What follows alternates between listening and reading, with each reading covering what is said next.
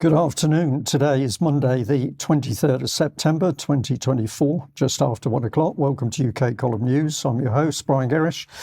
With me in today's news, I've got Diane, Rasmussen, McAdie, and Ben Rubin, who'll be joining me by video link. Now, I just want to say before we get started with the news that really we're entering an interesting theme where the UK column is working very hard to explain to people what is happening. So rather than just talking about news events, we're working hard to help explain to our audience what is happening and really how things are being done. So that's very much part of our theme in the news today.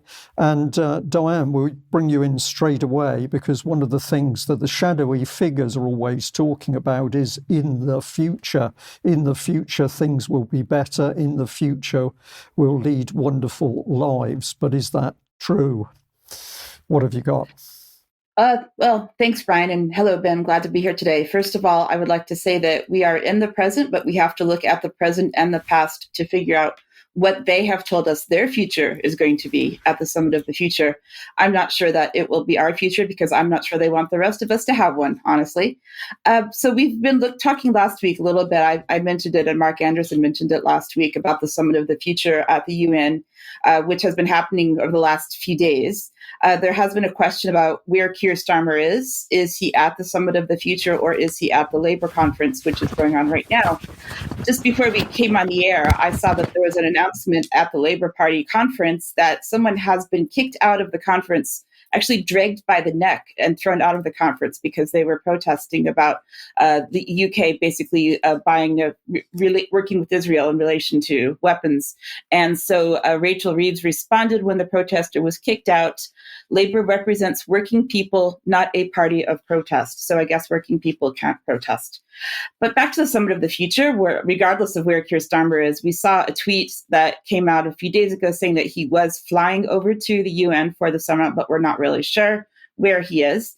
But what happened was yesterday, and we'll go back into more of the details, we go through this, that yesterday they adopted the Pact for the Future. Now, what is a pact? Well, sometimes it is for peace. Sometimes it is an agreement between people and parties. It is certainly not agreement with the people of the world. I can say that for sure. We have just a very short clip here to show what happened at the UN when they all agreed amongst themselves to adopt this pact.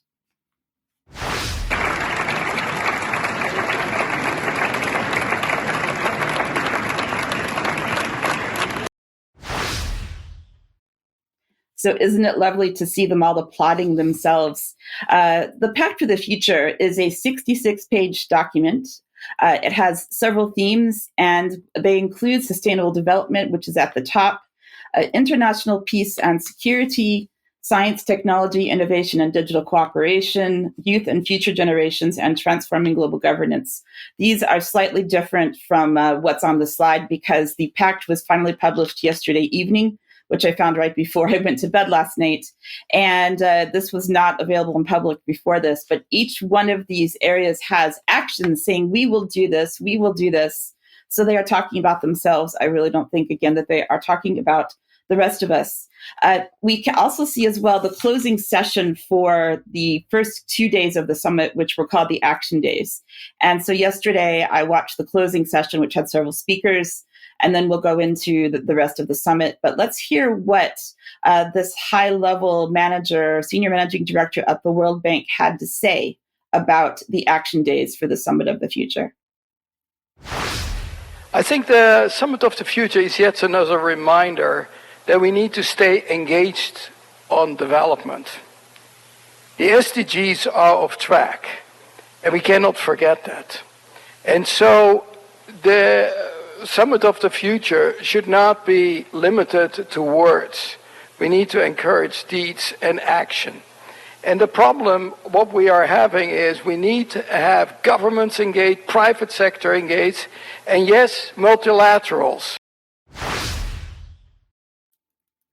So in addition to the different goals that I was talking about, there is also in the pact a digital compact, which talks about how we are going to basically close in on the sustainable development goals by going faster and faster through closing digital divides, inclusion and benefits from the digital economy, an open, safe, inclusive, secure digital space. We're seeing the same words over and over again, that respects, protects, and promotes human rights, advance responsible, equitable, and interoperable data governance approaches, and enhancing international governance of artificial intelligence for the digital economy. And we also have a declaration on future generations, which says that we are going to focus on the generations that are not born yet, not those of us who are here today. So for the pre-opening session to the actual Summit of the Future, which was yesterday and today, so several hours later in the day because they're in New York, we had a video from Renee Fleming, who is an opera singer who I've actually admired for a long time, but I'm not sure I do anymore. Let's play the video from Renee Fleming, please. During the pandemic, I found solace and healing by being outside. And I decided to create an album called Voice of Nature, the Anthropocene, to look at our relationship artistically with nature at the end of the 19th century, early 20th century, compared with today in terms of poetry and music. Decided we won a Grammy that we should take it on the road. This is a song by Bjork called All Is Full of Love. And at the beginning of this fabulous Summit of the Future, I would love to remind all of us what a privilege it is to take care of this planet. So we can see the focus on the planet, and I'm going to tie some things together here to see where this came from. So Renee Fleming, as I said, is a very well-known, famous opera singer. She said, this music begins at a time almost 2 centuries ago when people had a profound connection to the beauty of nature.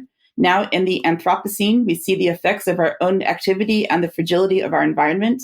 Nature has been so good to us, we have not been so good to nature.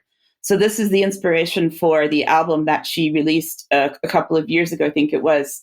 So you can check that out if you'd like to, but I would say that the music itself is quite depressing and quite dystopian, if you ask me. So going back a bit further into a little bit deeper, I guess, into seeing what is actually going on and where all of this is coming from. We have here Earth for All, which I mentioned last week, the 22 report from the Club of Rome. And we see again the planetary boundaries framework depicting the boundaries that determine the state of the planet.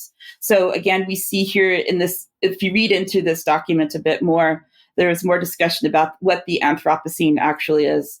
And so it turns out that we have entered a new epoch or epoch, depending on how you say it, of geology. And we are now, we are the dominant change within the system. It is us. And we have done more to the planet in the last few decades than the entire Earth has had happen to it in its 4.5 billion year history. Again, with the Club of Rome, if we go back into the work of Dr. Aurelio Pachai, who was one of the 3 founders of the Club of Rome, he published a book, a lesser known book than the Limits to Growth, called 100 Pages for the Future from 1980. I will have to say that it is 191 pages, not 100 pages. So already we see the title is a lie. But anyways, there's a lot of really, really shocking quotes in here, and I just want to read one. He says, Norman Myers calculates that there are between 5 and 10 million animal and plant species in the world, and that 500,000 to 1 million of them will be destroyed by human action by the end of the century. Their future is doomed, while we do not even know what future we are seeking for ourselves or whether our future may be linked with theirs. What ignorance of the rules of life! What a waste of potential resources! What contempt for the interests of posterity! What cruelty towards other creatures who also have a right to life. What a lack of culture. What an offense to true spirit of religion. What a lack of ethical principles and of respect for our very humanity. ! Wherever we make an appearance, wildlife, the heart of nature is finished. So there we have the Club of Rome founder saying that. Going a little bit closer into more recent history, I want to thank one of our viewers who pointed out to me last week in the forums that the existence of the Democracy Collaborative, and they did a series of books, academic writing. This one is the New Systems Reader, which is a project of the Democracy Collaborative. And the New Systems Reader was edited primarily by James Speth. James Speth is, as we can see, he's part of the World Resources Institute, which he founded, which is another sustainable markets initiative King Charles is patron of this particular organization, and we can see here he became the patron in 2018. And so we have all those connections once again with King Charles. Within this book, there's a chapter called Democratic Eco-Socialism. And the quote, "a real utopia," comes from another book that this person, Hans Baer, wrote. He is a professor of anthropology at the University of Melbourne in Australia. And he says here there are basically 5 points to democratic eco-socialism: economy oriented to meeting basic social needs, food, clothing, shelter, education, health, dignified work, a high degree of social equality, public ownership of the means of production. Where have we heard means of production before?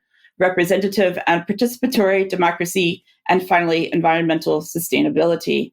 This organization that I looked into a bit more, where this is all based on the Democracy Collaborative, we have a lot of dystopian-looking photos on their website, and they're all about systemic crisis, climate change, and we need systemic change to fix all of these inequalities, these injustices, faith in democracy, crisis of our system, and we need a systemic solution to the systemic problem, which basically means starting everything all over again. So one of the particular initiatives within this organization is the Next System Project, which was responsible for writing the book that I just talked about.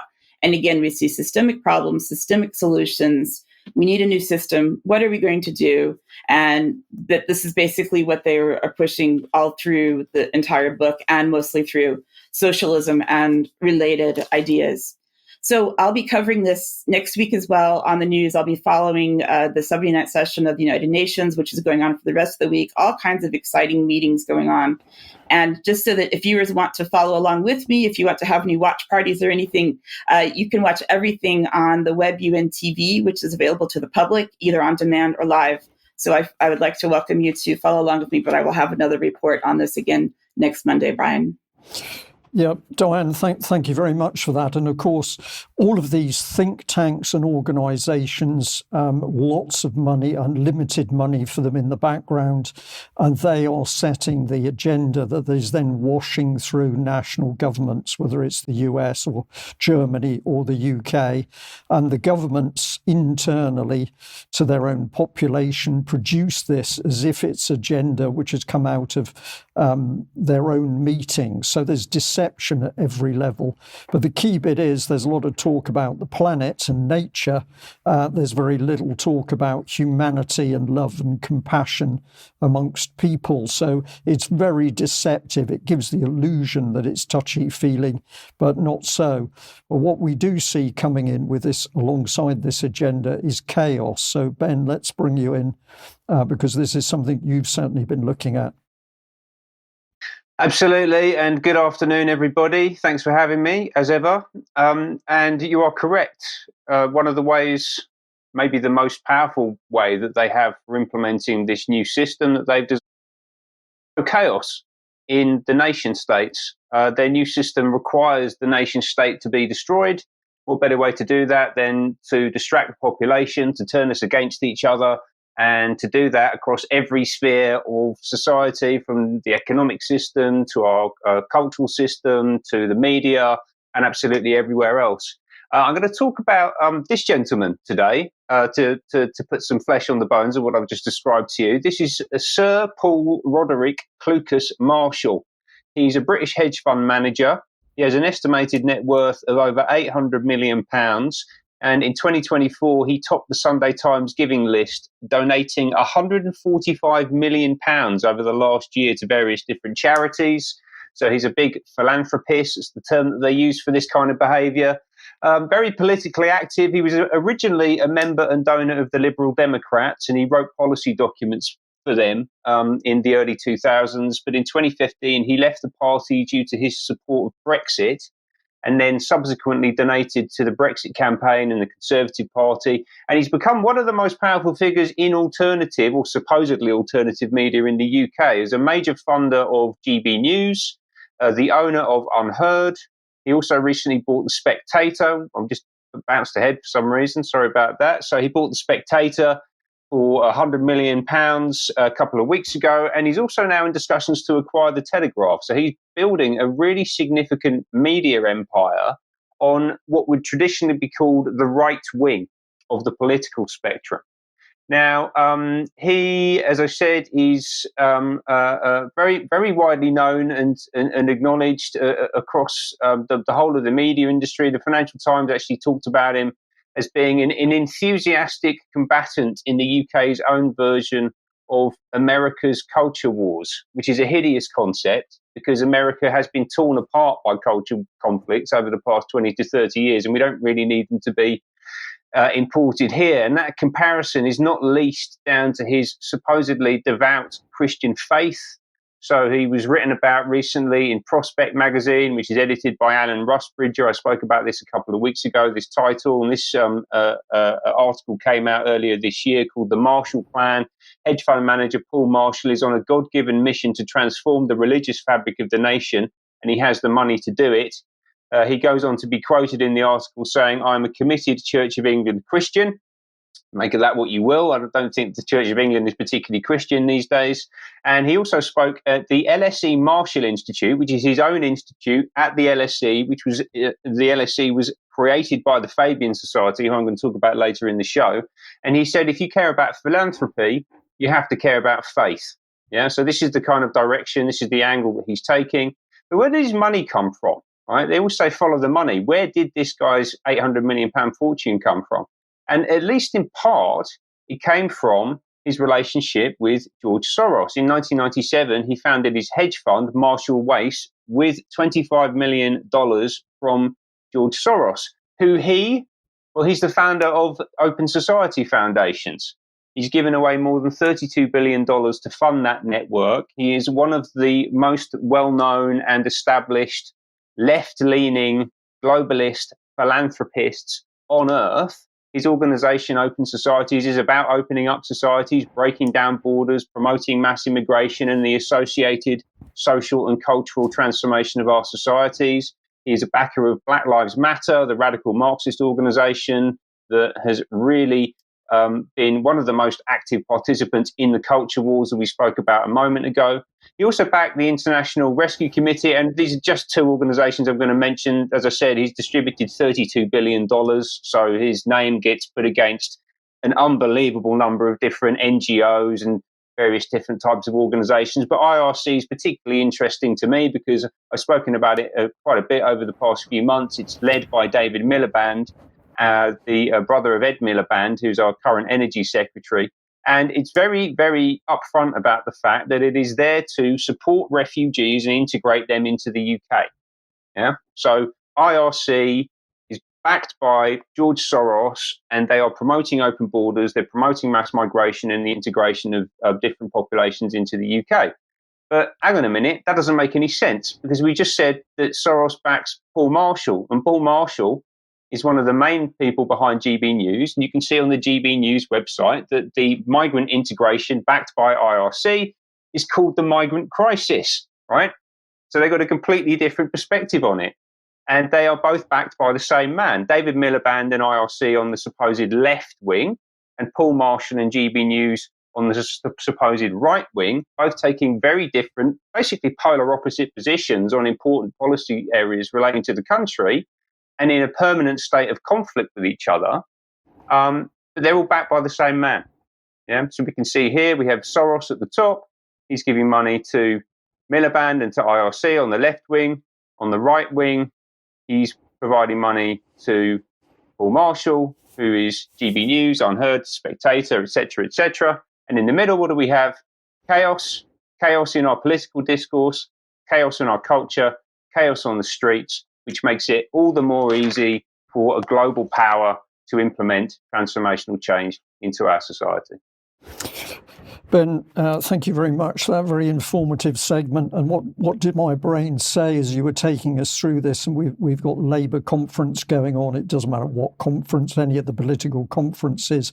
Where at that conference, we are to believe that the people standing on the stage, be it the Prime Minister or the ministers, are the people making policy in this country. And of course, this is complete nonsense because, as you've demonstrated, it's huge wealth and power external to politics, which is actually driving the whole agenda. And of course, people like Soros, he is just one. He's very well known, so maybe he gets more than his his fair share of bad press, but what is he actually doing? He's helping to destroy society to remake it in his desired image. So we need to watch this. But one thing we can be sure about is that these people are helping to foment wars because they regard wars as helpful to the destruction of society, and we need society destroyed before we can rebuild it. Now, I'm going to say that yesterday I was delighted to be able to host an interview with Scott Ritter and a very influential and knowledgeable former Major General in the Indian Army, General Bakshi. And this whole discussion was prompted on the back of the damage, really, that the West's clamour for long-range weapons to be given to Ukraine has caused. There are many people, I will say, off stage at the moment who are desperately worried that the war in Ukraine is about to be ramped up on a scale we can't even imagine by the West providing those long-range weapons to Ukraine. And it was on that basis that I was asked if I'd host a discussion with Scott Ritter and the General to talk about the situation in Ukraine. Now, I want to start straight away with one of the key subjects never talked about in the West, and that is the casualty figures. So here we have the Kiev Independent. Where are the figures? Well, let's see if we can highlight those for you. General Staff, Russia has lost 643,750 troops in Ukraine since February the 24th, 2022. And this number includes 1,330 casualties Russian forces have suffered just over the past day. So nothing about Ukrainian casualties, but this is the claim about Russian casualties. And if we follow through, we can have a look at another newspaper, which is fully supportive, of course, of Ukraine, the Kiev Post. Where are the figures? Well, let's bring them up on screen for you. Let's bring them center. And here is that magic figure of 643,750 casualties for the Russians. Now, I'll bring on this clip. It's very slow to play. I'll have to talk it through. It's a Ministry of Defense, a little bit of propaganda video. So I'm going to talk over it, but it says the war in Ukraine has been a costly endeavour for Russia in terms of military personnel, and there's some little cartoon men on screen. And it says that since the start of the conflict, Russia has slightly suffered over 610 casualties, killed and wounded. And it then blames Russia's mass infantry tactics, which require a constant flow of conscripts to the front. It says that military personnel payments represent 8% of federal spending, and it says the human and economic costs continue to mount. But not to worry, because UK, the Ministry of Defence, and the world is standing with Ukraine. Now, interestingly enough, the BBC a few days ago had this article where it said that volunteers were dying as Russia's war dead tops 70,000. Now, I actually discussed this figure with Scott Ritter in the interview. His estimate for Russian casualties was 100,000 dead.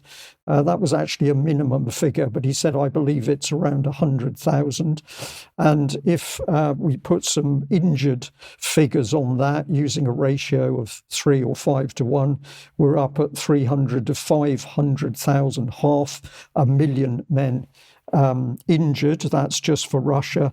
But of course, if we look at the Ukrainian war casualties, then basically we'd be looking at 400 to 500,000 dead, because it's been clear that Russia has outgunned and outfought the Ukrainians to date, and therefore the Ukrainian casualties would be higher. And this means that we could be looking at well over 1 million, possibly over 2 million injured in Ukraine. And I'm going to say to the audience, these horrific figures, which the BBC and the West simply don't talk about, are modest efforts of the carnage. And then we've got to remember, of course, that this is West's proxy war, which the West is going to fight until the last Ukrainian. Now, the BBC, does it get worse? Of course it does. This has just come out from the BBC, a gloating, pathetic little article that it's checkmate for Russia as the global chess organization has instituted a ban because the Russians haven't been behaving themselves. So we've got this slaughter in the West, proxy war for regime change in Russia, and the best that the BBC can do is gloat about an international chess tournament. But this is the quality of the reporters. It's Will Vernon. He says he's currently in London, but usually based in Warsaw, Poland. If you have a look at the text, he will be talking about his award-winning journalism. Personally, I think this is just outrageous. Certainly it can't be called award-winning journalism, but he's one of the BBC multi-billion-pound team, of course, that dare not talk about the slaughter of Ukrainians in this horrific war. So where does that take us? Well, we've been getting some very interesting information from Ukraine. And one of the things that has been pointed out to us is that in Ukraine, there are millions of what are called the unheard voices. These are people who don't want Russia, but they also do not want NATO or the European Union for that matter. They just want to be Ukrainians and they want to be left alone. So I'm going to say we're going to do our best to engage with these people and to see whether we can bring some dedicated reports from people within Ukraine who are trying to speak out. But of course, this is a very difficult thing to do. We'll see what can be done. Now, as always, if you like what UK Column is doing, then please support us. Of course, you do support us by watching and sharing our material, but at the end of the day, it's the financial support which keeps us going. And looking into 2025, we want to expand, and therefore, the more people that support us on a monthly basis, the better. So if you think you can help, then please get involved. But yes, share our information and give the UK Column acknowledgement for the source, but the idea is to get out our content as far and wide as possible. So you can also help by making a purchase from the UK Column shop, and maybe as winter approaches, some of those warm hoodies might be a good idea or a present for somebody else. Have a look and decide if there's something that suits you. Now, we'd just like to say that we have been really, really delighted by the support that we've had by UK Column viewers and listeners who have decided to buy Agenda 21, Your Life in Their Hands. This has been a huge boost to us. We've had lots of really wonderful emails from people telling us how good they think this production is, and as a result, we intend to produce more of these booklets informing our audience on a variety of different subjects. So the future is that we are aiming to produce these on a regular basis, and I hope it's the sort of item that people will want to have in their hands as each new edition comes out. So do have a think about that. And if you haven't got edition 1, we'll call it Agenda 21, Your Life in Their Hands, then please get online to the website and you can make a purchase and get one of those delivered. Now, for interviews, this is for tomorrow at 1 o'clock. We've got an interview with Dr. Jenny Cunningham. She's going to be talking about transitioning children. We should have a little video clip here so that you can get an idea of what she's got to say. That is what actually makes gender dysphoria a material reality. That a child or a young person will have hormones, either to block puberty or to go on to cross-sex hormones that will have an absolutely material effect on their bodies for the rest of their lives, and surgical interventions that make us straight them or give them mastectomies. So, Diane, you conducted that interview. I know that it's a really, really important interview. Would you like to say anything to the audience about how it went?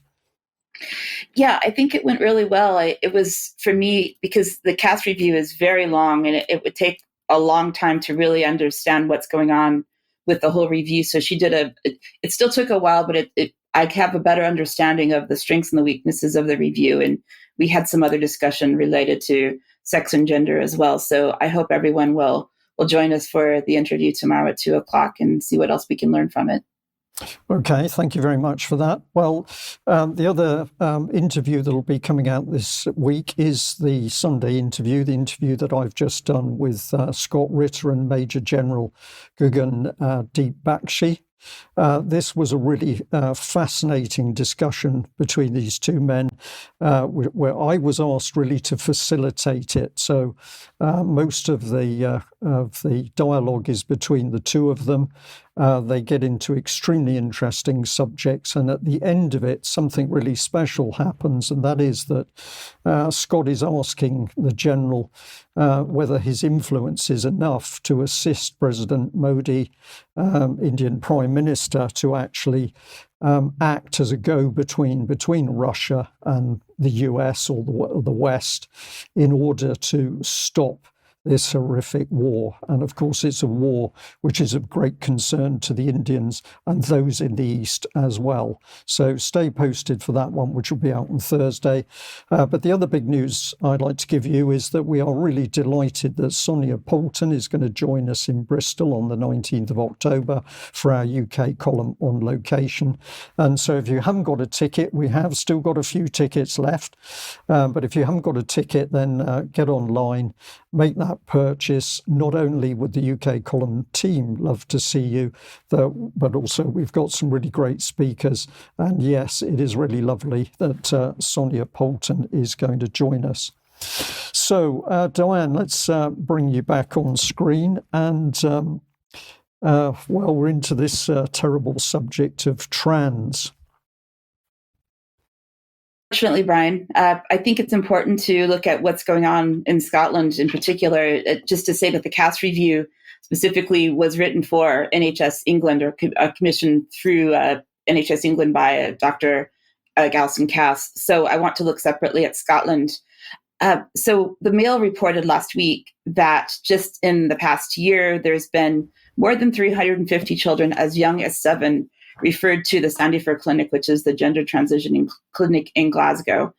I would say, I guess as well, a little bit of good news, but still not great, that following the Cass review, the NHS Scotland has considered that it will only offer gender transitioning services to children with the referral of a clinician, so that I think essentially children or parents can't refer the children to the clinics, which isn't great, but I guess it's something.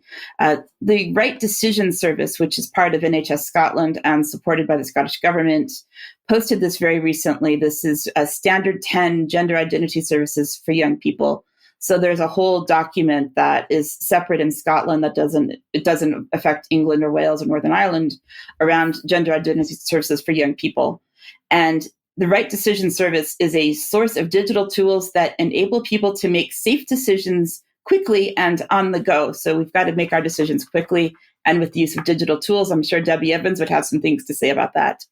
I want to also highlight the work here of Kate Deeming, who is on Twitter as Sunrise Dances, who's a colleague of mine who also is on the Scottish Union for Education Board. And she's doing some great work leading parents and concerned parents around these issues. And so she's got some tweets up about books related to transgenderism and so on. So we've been working together on this project with me as a librarian and her as a concerned parent of a child in the schools in Scotland around books, and basically saying there's no age rating on content. And so we had some Twitter discussion about that over the weekend. So some books that she highlighted and things that I found myself, I just want to ask some questions using these books. Queer, A Graphic History is a graphic novel. It's throughout Scottish schools. You can find it in school libraries. And if we look down there at the bottom, there's a little, at the bottom, it mentions things like trans species and different things that we want to look at: trans species, transgenderism, trans in general. At the bottom, it's probably a bit hard to see, but it is there. One of the books that I found as well when I was looking over the weekend, and I got it through Amazon, the Kindle Unlimited service that I have. Luckily, I didn't have to pay any extra to see this bit of a picture book, which is called The Boy Who Wanted to Be a Deer. It is a picture book recommended by the publisher for children ages 5 to 12.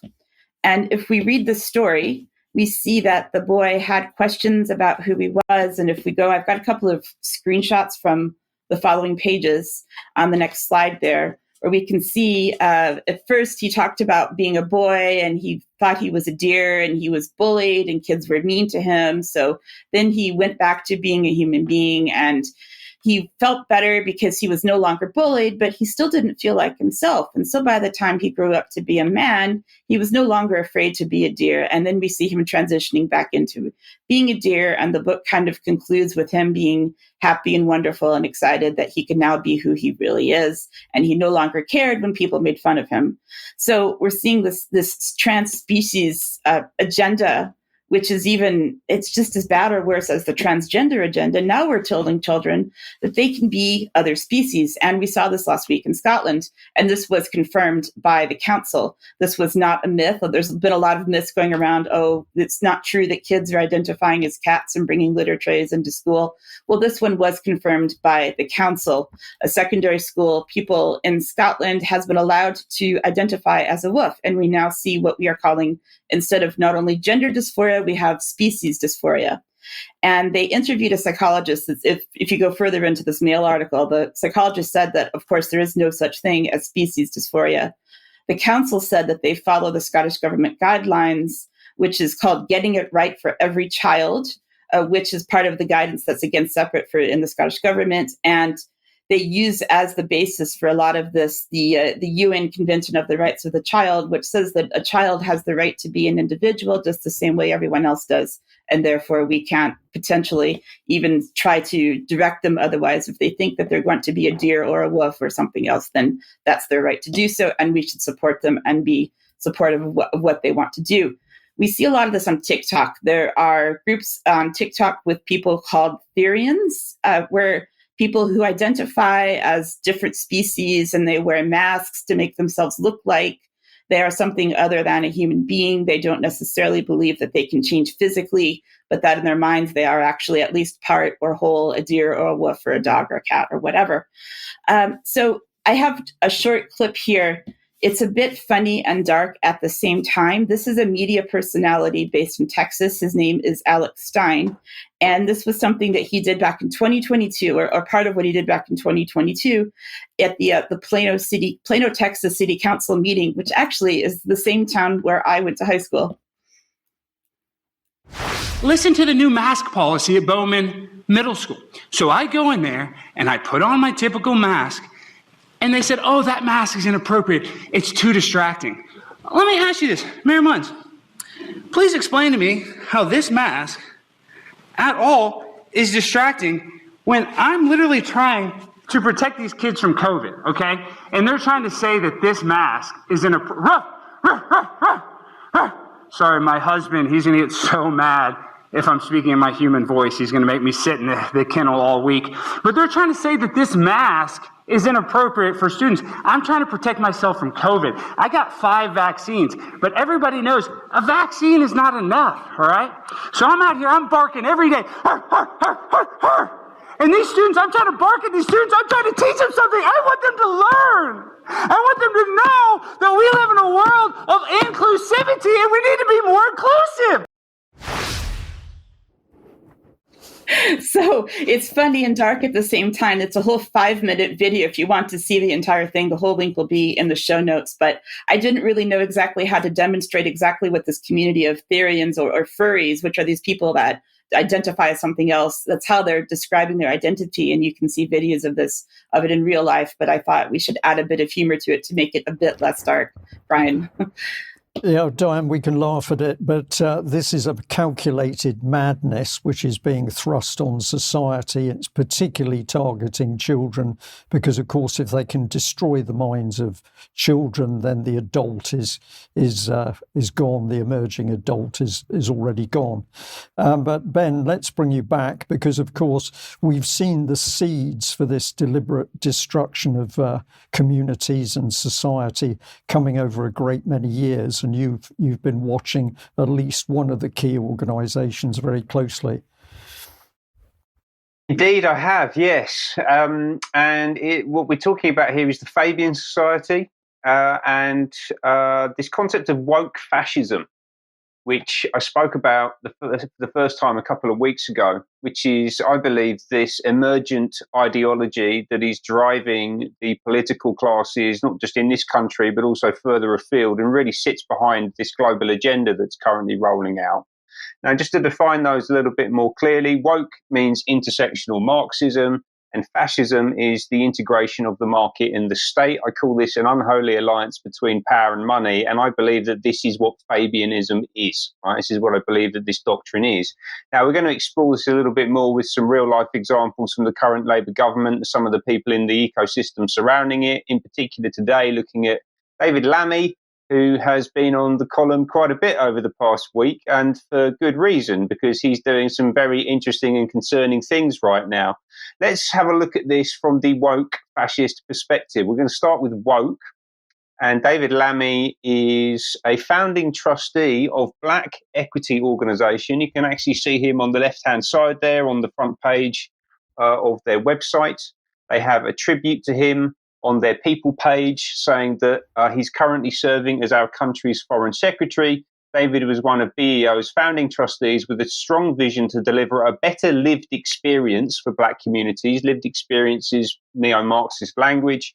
And we look forward to his ongoing support for the organisation. We're very grateful for his support and the commitment to BEO's mission. What is their mission?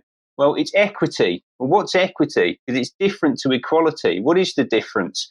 Equality means every person, group of people, or segment of society gets the same opportunities, resources, and support. But equity goes further. People with different circumstances, those who have been historically marginalised and oppressed, for example, receive varying levels of opportunities and support, so they are able to reach an outcome equal to others. It levels things up. Equity can only be delivered by a totalitarian state. There is no other way for that system to be administered.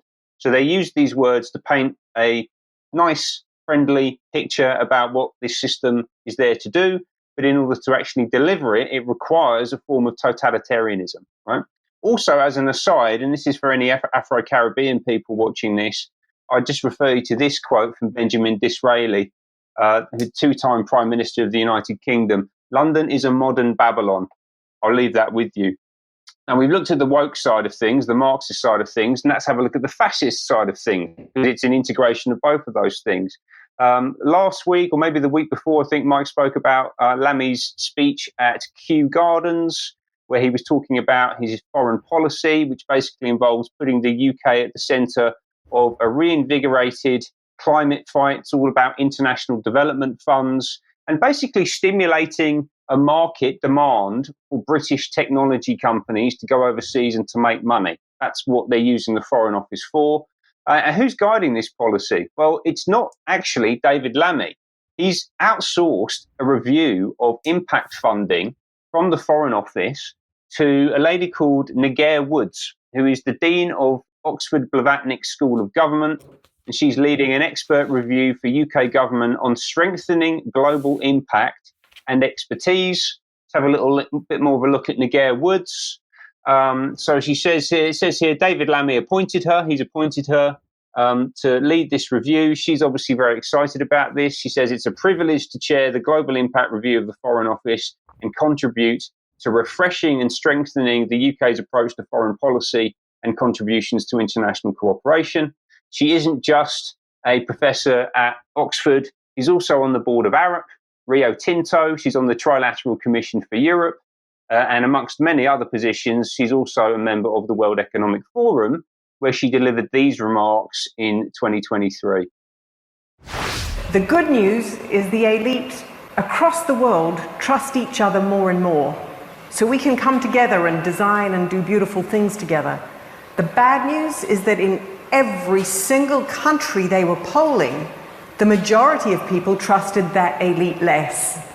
So we can lead, but if people aren't following, we're not going to get to where we want to go.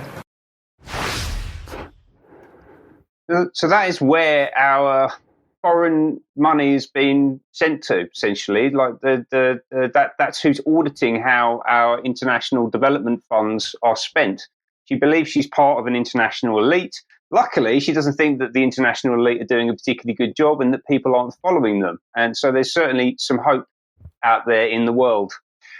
So that's the fascist side of the system. The World Economic Forum, where those marks were delivered, is a public-private marketplace. That's the dictionary definition of fascism. And all of those things, Marxism and fascism, coalesce around Fabianism, the Fabian Society. And David Lammy, who we've been talking about, is a member of the Fabian Society. He delivered some remarks to them. Oops, sorry, let's jump ahead again slightly. He delivered some remarks to the Fabian Society back in January. This is from David Lammy's personal website. He says, "Friends, I want to begin by thanking you all. From the very beginning of our party, the UK Labour Party, the Fabian Society has been there. All Labour, as an aside, all Labour Prime Ministers have been members of the Fabian Society, by the way." Continuing with the statement, "From the intellectual heft of Beatrice and Sidney Webb to the Fabians in Ramsay MacDonald's first cabinet, from the part you played modernising Labour in the 1990s to the support you've given today's Fabians, Keir Starmer, myself, and much of the shadow cabinet, I think it's about half of the shadow cabinet, the Fabian Society has always been wise enough to know that political ideas only have real value when they can be put into practice. This year, Keir Starmer's leadership means we have our best opportunity in a generation to turn our ideas into change as the UK goes to the polls in this bumpy year of elections around the world." Right, so this is one of the, at the time he was a shadow foreign secretary, now a foreign secretary, one of the great offices of state, basically describing the fact that the Fabian Society has penetrated the very top levels of the Labour Party pretty much since its inception. How else does it play out? Well, Gordon Brown, he's a member of the Fabian Society. He's doing a very odd hand signal there. I'm not sure what that is. Talking to the Scottish Fabians. Gordon Brown was actually appointed to the board of the Rockefeller Foundation earlier on this year as well. So you can see how that global agenda aligns with the Fabian agenda. And he's also been tasked with rewriting the British Constitution. You know, these are no small task for an unelected individual who never won a general election as Prime Minister. And he's delivering this on stage. This was back in 2022, sitting alongside Keir Starmer. So they are essentially working in very close coordination with each other around this international agenda, a lot of it being mediated through the Fabian Society. And let's, of course, not forget Brown's, I want to call him Brown's sidekick, but it's probably the other way around, wasn't it? Tony Blair. Anyway, the arch Fabian, you can see him there in front of the Fabian stained glass window, and let's have a little listen to Tony Blair's vision for the future of the country.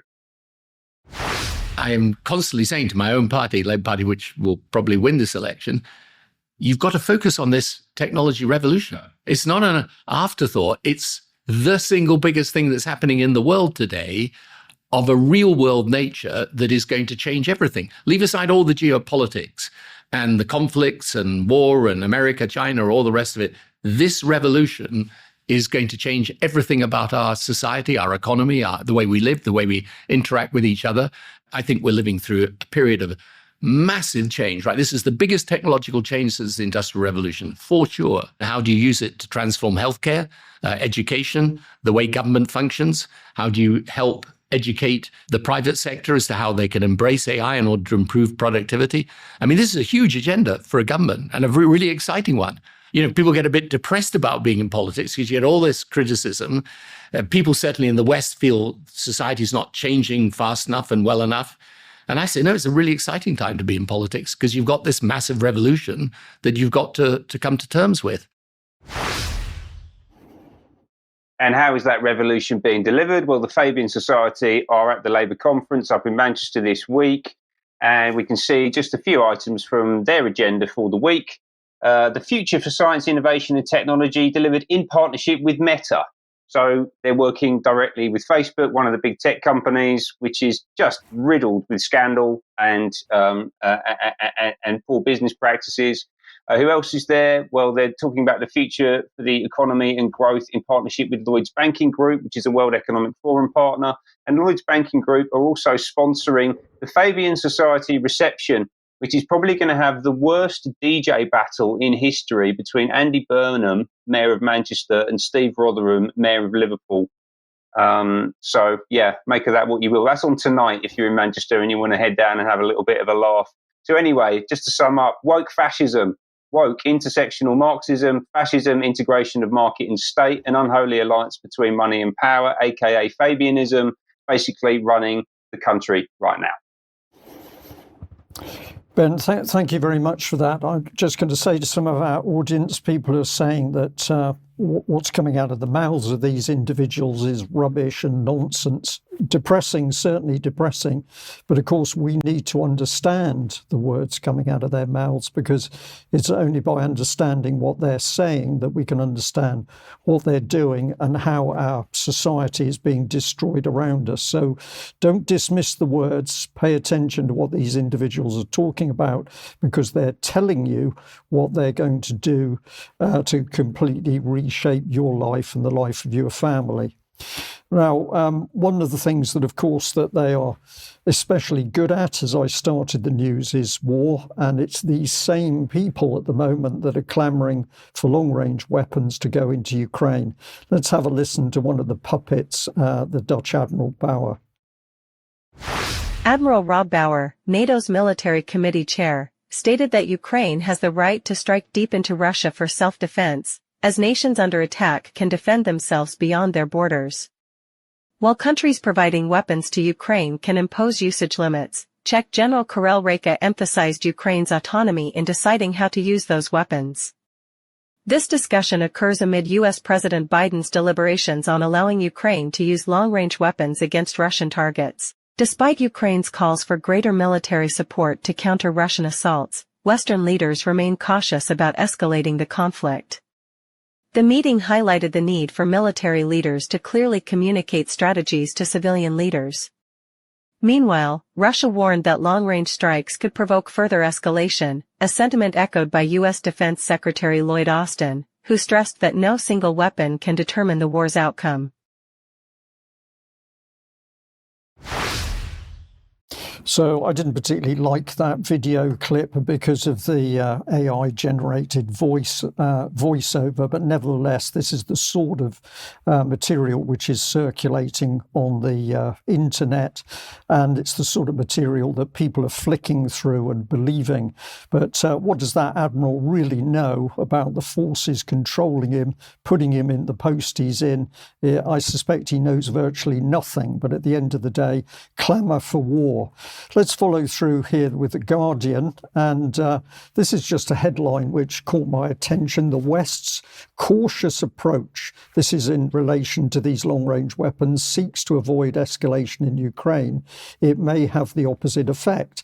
And I was interested that this is Andrei Zagorodnyuk, who I'm thinking, well, who is this individual and who is he and why is he writing for The Guardian? Well, if we get into him in detail, he's the former Ukrainian defense minister. And in the article, this is part of what he says. The fear of escalation led to significant delays in providing Ukraine with weapon systems, man-portable air defense systems, howitzers, multiple rocket launchers, tanks, fighter jets, and tactical ballistic missiles. Each of these decisions was postponed for months, some even for years. Yet when these weapons were finally supplied, none of them triggered the feared escalation. Delaying such decisions was therefore unnecessary.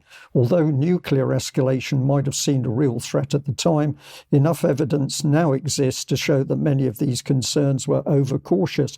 So this spokesman for The Guardian wants war and more weapons, and he's not bothered about the future. He said to bring an end to this war, even through negotiations or an armistice, Putin must first experience full operational defeats.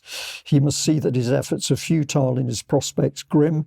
Only, quote, a clear, resolved strategy from the Western coalition, one that shows an unwavering commitment to victory without restraint, can secure this cause and save the world from a much larger disaster. So we have to plough into the Ukrainian conflict without thinking and without any form of restraint if we're to avert a larger disaster. This is sheer madness. But of course, the Guardian, in putting this viewpoint across, has not been completely honest with the audience. If you click on the gentleman's name in the article, it brings you through to this header, which does say that he's a former Ukrainian defense minister and a chair of the think tank, the Center for Defense Strategies in Ukraine. So that part is there, but is this the whole truth? I don't think so. And if we do a little bit of research on him, what do we find? That he's a distinguished fellow at the Atlantic Council, and particularly their Eurasia Center. And so what is this man doing? Well, if you follow through the Atlantic Council, they only have one objective, and that's America's role in the world. So anything this man is peddling to the Western media is going to be fully in line of what America wants to achieve in America's best interest in the world. So The Guardian, I believe, being very disingenuous in the way that it's put this article across, but the message is never mind fear of an escalation with the Russians. Let's keep pumping those weapons in. This is a little video clip, for the Atlantic Council. Just let this run through on screen. It's part of their annual report, but you can see very closely strong allegiance with Israel, with the juxtaposed flags, not so with others. And here's Zelensky, a mainstream part of their 2022-23 report. So if we finish with the last part of the statement from this gentleman, he said that Putin is willing to sacrifice hundreds of thousands more Russian soldiers, adding to the already staggering numbers of those killed or wounded, which now exceeds 600,000. But of course, what he's not talking about is the casualties to his own Ukrainian society. That is completely ignored.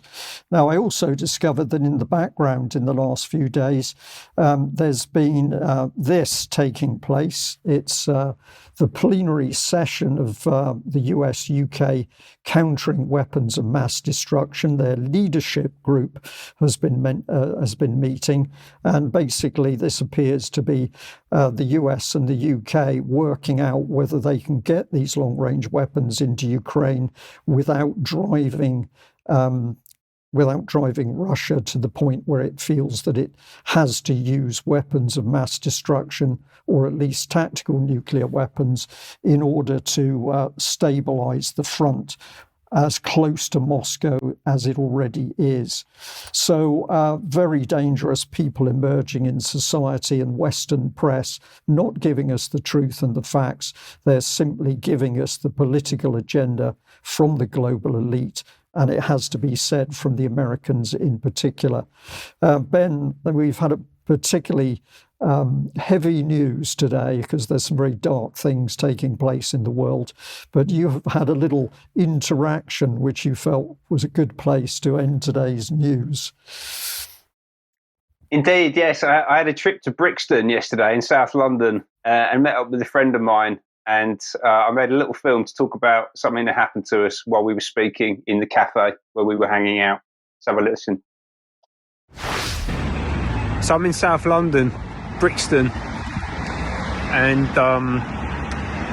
I'd just been out for a coffee with a friend of mine, a Rasta man, and we're sitting in a cafe, a black man and a white man, which is how we get described by some people, and we're having a very, very deep and serious conversation about what's going on in the country and the different layers of control from Chatham House and the Council on Foreign Relations and Bilderberg and the Trilateral Commission, and how all this stuff gets coordinated at the top level and then disseminated down through the system.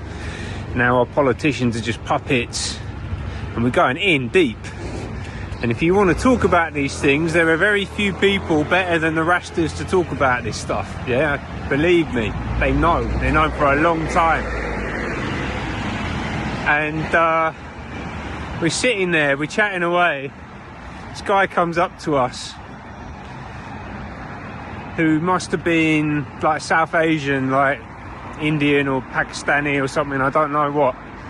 And he's like, fellas, I've been sitting here listening to you talk for half an hour, and I love everything that you've just said, and I've just paid your bill for you.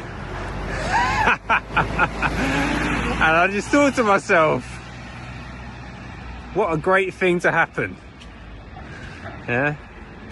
A Rastafarian and whatever the hell I am having an in-depth conversation overheard by an Indian or a Pakistani man who then decides to pay our bill for us as a thank you for having that conversation in public. That's got to be a good thing, right?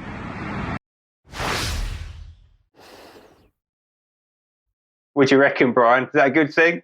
I think it's absolutely a good thing. And of course, if you hadn't have had the conversation, the man couldn't have overheard you and the bill wouldn't have been paid. So at the end of the day, it's down to individuals speaking out in society and finding other like-minded men and women. So Ben, thank you very much for that clip.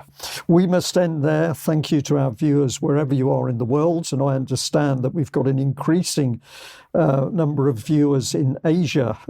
Lady spoke to me about that over the weekend. I was a bit surprised at some of the things she said to me. But if you're watching in other parts of the world, thank you very much for joining in with us. We have to finish now. If you're a member of UK Column, then please join us for UK Column Extra. Otherwise, we'll see you at the same time on Wednesday. Bye-bye.